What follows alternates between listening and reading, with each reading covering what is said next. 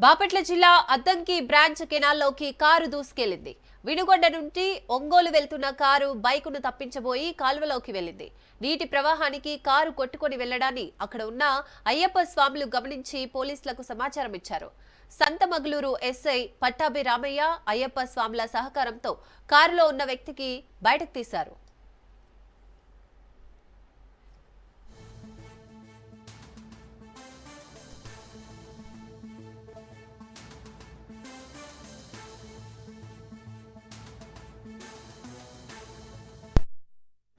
స్నానాలు చేస్తుంటే బైక్ అడ్డం వచ్చింది స్వామి. బైక్ అడ్డం వచ్చేలోపు వాళ్ళని తప్పిపోయి ఈ స్వామి కారు ఇటు పక్కకి నెట్టుకున్నాడు.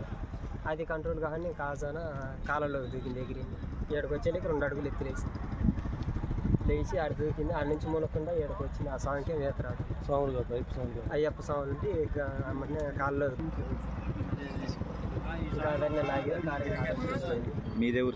భైరవకొని వెళ్దామని ఇంకా వస్తున్నాను. వస్తాయి ఇక్కడ మా స్వామి తెలిసిన స్వాములు ఉంటే మాట్లాడటానికి ఇక్కడ ఆగాను. వాళ్ళతో మాట్లాడుతూ ఉన్నాను. ఒక పావు గంట నుంచి వాళ్ళతో మాట్లాడుతుంటే ఇంకా మధ్యలో స్నానం చేస్తున్నాం. ఇంకా చేసే టైంలో జరిగింది. రైట్, ఇదే అంశానికి సంబంధించి మరింత సమాచారం మా ప్రతినిధి మీరావళి అందిస్తారు. మీరావళి.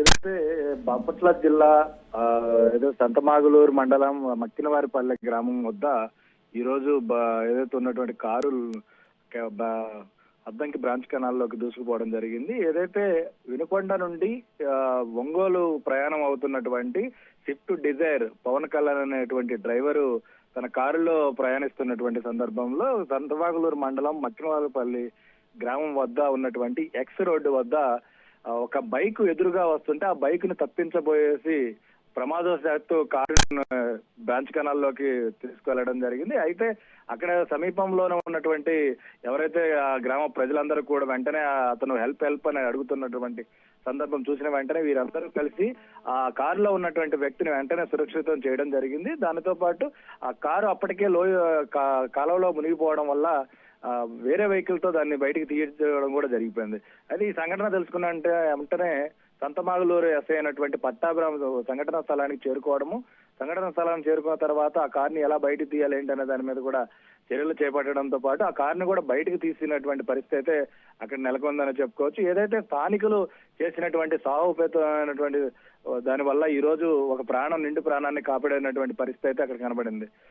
ఏదైతే హైవే రోడ్లో అతివేగంగా వెళ్తున్నటువంటి సందర్భంలో కార్లకి బైకులు అడ్డు రావడం వల్ల ఇటువంటి సంఘటనలు పునరావృతం కూడా అవుతూ ఉన్నాయి. గతంలో కూడా ఇలాంటి సంఘటనలు చాలా చోటు చేసుకున్నప్పటికీ కూడా అధికారులు కూడా దాని మీద కొంత నిర్లక్ష్యం కూడా వహిస్తున్నారు. ఎందుకంటే క్రాస్ రోడ్స్ ఉంటే ఆ క్రాస్ రోడ్స్ లో వెళ్లాల్సినటువంటి సందర్భంలో కూడా హైవే మీదకి ఒక్కసారిగా బైకులు అడ్డుగా వచ్చినటువంటి సందర్భంలో వారిని తప్పించేటువంటి క్రమంలో ఏదైతే మేజర్ వెహికల్ అయినటువంటి కార్లు కానీ లారీలు కానీ ఒక్కసారిగా ప్రమాదశాస్తు కింద పడిపోవడము లేకపోతే కాలువల్లో పడిపోవడం అనేది ప్రతిసారి ఇది పునరావృతం అవుతున్నటువంటి పరిస్థితి అయితే మనం చూస్తూనే ఉన్నాం. అయితే అధికారులు ఏదైతే R&B అధికారులు ఎక్కడైతే క్రాస్ రోడ్స్ ఉంటాయి, ఎలా అయితే టర్న్ ఉంటాయి, ఆ టర్నుల దగ్గర ఎటువంటిదైనా ఒక చిహ్నం బోర్డు లాంటిది నిర్మించినట్లయితే అక్కడ కొంత కార్లు కూడా కొంచెం స్లోగా వెళ్ళేటువంటి పరిస్థితులు కూడా ఉంటాయి.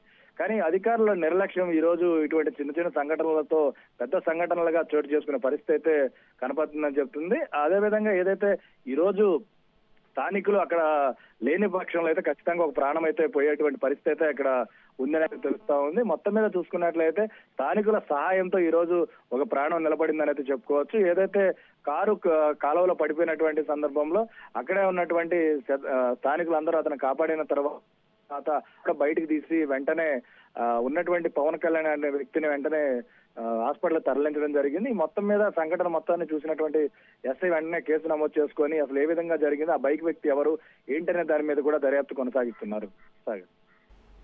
Right, thank you Meeravali.